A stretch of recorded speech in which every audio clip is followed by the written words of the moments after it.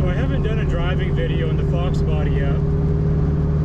I wanted to get a few things taken care of first, such as putting the Corbo seats in. That video dropped before this one, so if you haven't seen that video, you can go back and check that one out as well. I am recording on the GoPro this time, so I'm seeing how this works out. It's a little more compact than the camera that I usually use, and I'm not using an external mic, so I'm hoping that the footage and audio comes out alright. So it's something that I'll have to see when I go to edit the video, and hopefully it's all good.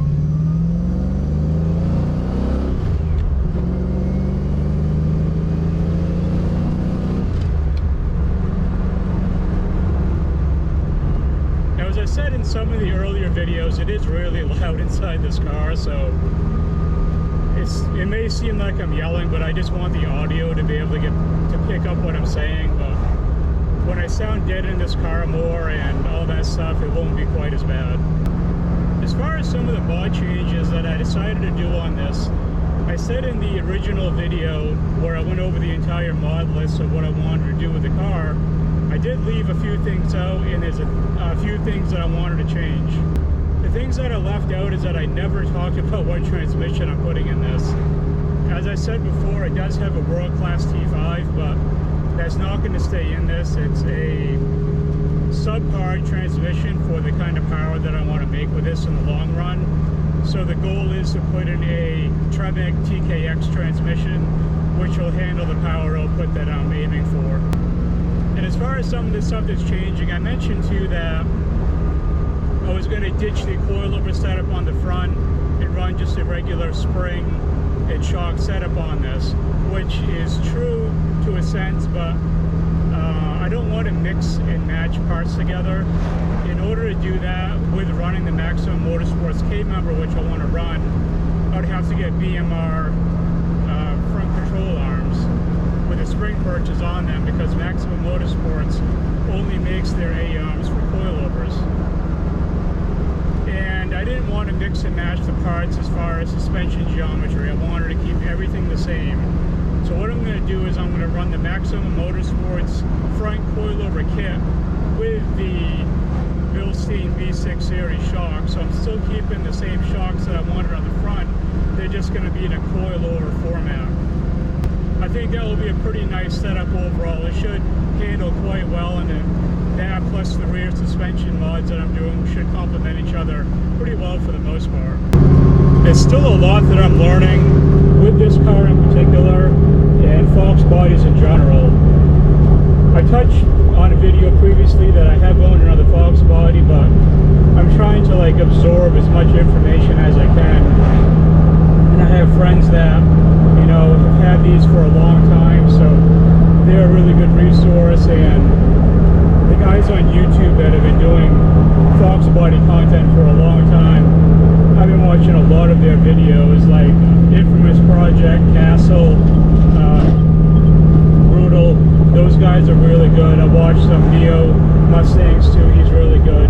And there's other ones too I'm forgetting about, but there's been a lot of videos and just general knowledge that I'm trying to gain from all this stuff, and so I can better understand these cars in general.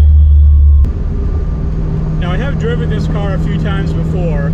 This is the first time on video, but to this point I haven't noticed anything really wrong with the car, and nothing's gone wrong while driving it yet. Knock on hard 90s Ford plastic that it stays that way. And in the long run, it won't really matter, because there's so much that I'm doing to this car that everything's pretty much going to be new by the time that I'm done. But for that time being, I don't really want to be chasing problems and stuff like that either.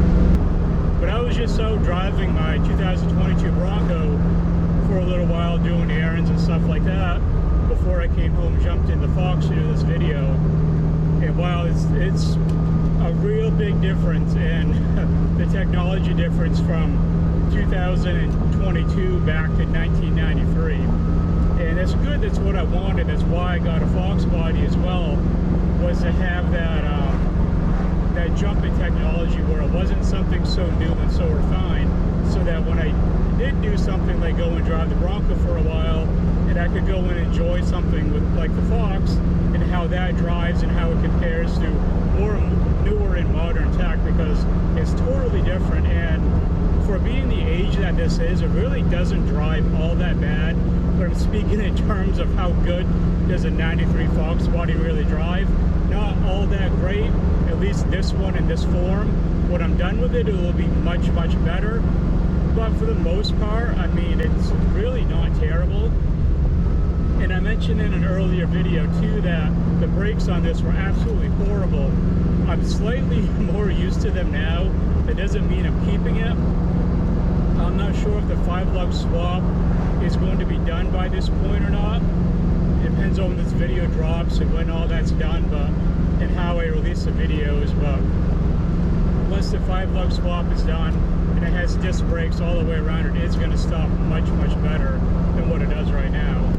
I did mention in the video where I went over all the mods that the primarily build for this car is going to happen at home in my garage. That's still the main goal, but there's still some things that will have to be done at the shop. I'm okay with learning and figuring things out with this car, but a lot of it comes down to like my physical ability to do some of this stuff.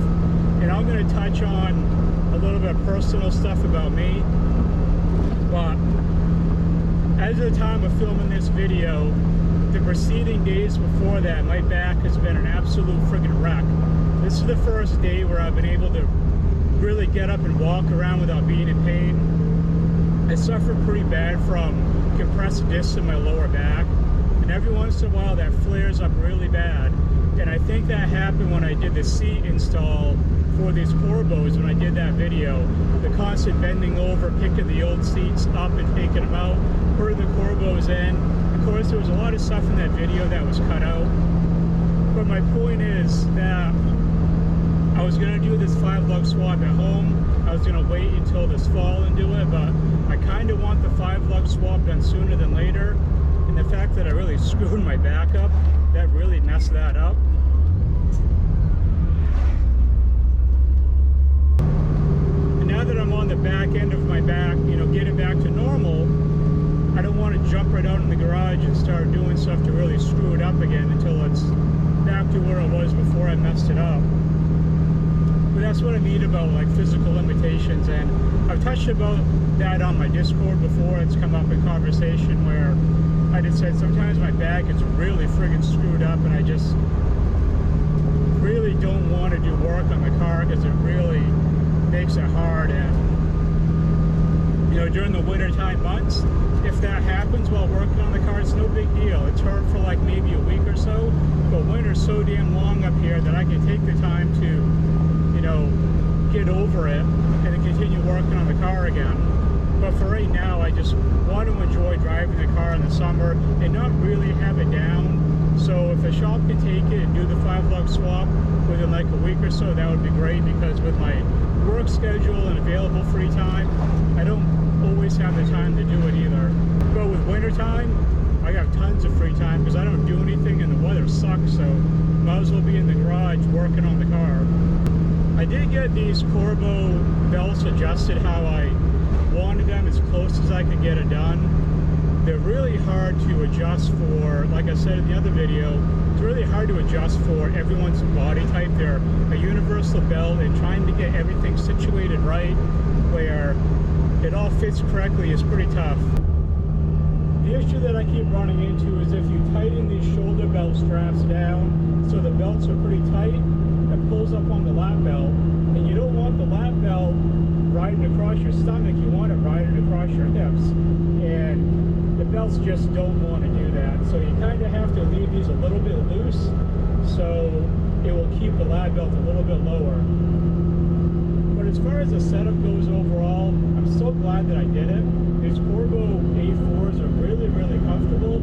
I would say they are on par with the Recaros and the Shelby GT350, but not quite as much bolstering, but they're still a really, really good seat, and I wouldn't have regretted or second-guessed buying these. They're a really nice seat overall. So let me know what you guys think of the audio quality and how the video looks overall, because I haven't filmed on my GoPro in a really long time. And if it comes out pretty well, it's something I'll probably do more often. If you are new here, there's going to be a lot more content and a lot more stuff going on with this Foxbody for quite a long time. So if you haven't subscribed yet and you want to see what's going to happen with this car, then feel free to hit the subscribe button. And if you did like the video, make sure to leave it a like. But above all else, thanks for watching.